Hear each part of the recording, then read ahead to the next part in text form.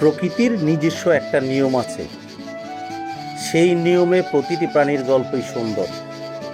গাছের ওই উঁচু মগডালের জোপের আড়ালে লুকিয়েছিল ছোট্ট একটা পরিবার, একটি বুলবুল পাখির বাসা, যেখানে পরম আদরে বড় হচ্ছিল 4টি ফুটফুটে ছানা।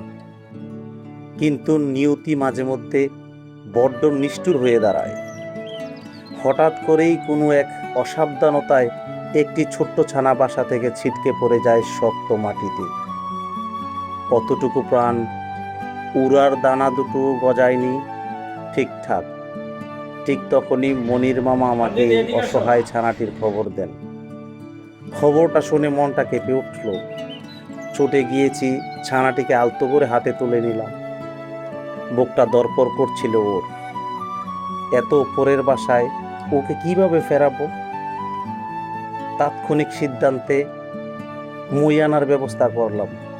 তো সম্মানিত দর্শক, দেখতে পাচ্ছেন যে এই বুলবুলি পাখিটি বাসা থেকে বাচ্চাটি পড়ে গিয়েছে। তো ওর যে মা এবং বাবা ওখানে কান্নাকাটি করতেছে।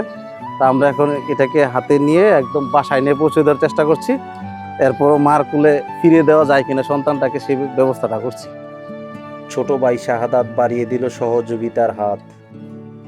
ওর শক্ত হাতের ভরসায় প্রায় 20 ফুট উঁচু মই বেয়ে আমি উপরে উঠতে লাগলাম। যদিও একটু রিস্কি, এরপরও আমরা চেষ্টা করছি যে সঠিক জায়গায় সঠিকভাবে এই বাসায় নিয়ে পৌঁছে দেওয়া যায় কি। প্রতিটি ধাপ যেন ছিল একটি ছোট্ট জীবনকে তার মায়ের কাছে ফিরিয়ে দেওয়ার আকুতি। অবশেষে মগডালের সেই কাঙ্ক্ষিত বাসায় পৌঁছালাম। আমরা একদম বাসার কাছে পৌঁছে গেছি। এই যে বাচ্চা, আর এটি হচ্ছে বাসা। এই বাসার ভিতরেও আরো বাচ্চা আছে। আসলে বাচ্চার সাইজ বড় হয়ে যাওয়ায় বাচ্চাটি পড়ে গিয়েছে। আলতো করে ছানাটিকে রেখে দিলাম তার ভাই বোনদের পাশে। মায়ের কোল, নিজের চেনানির, এর চেয়ে নিরাপদ আর কি বা হতে পারে এই পৃথিবীতে।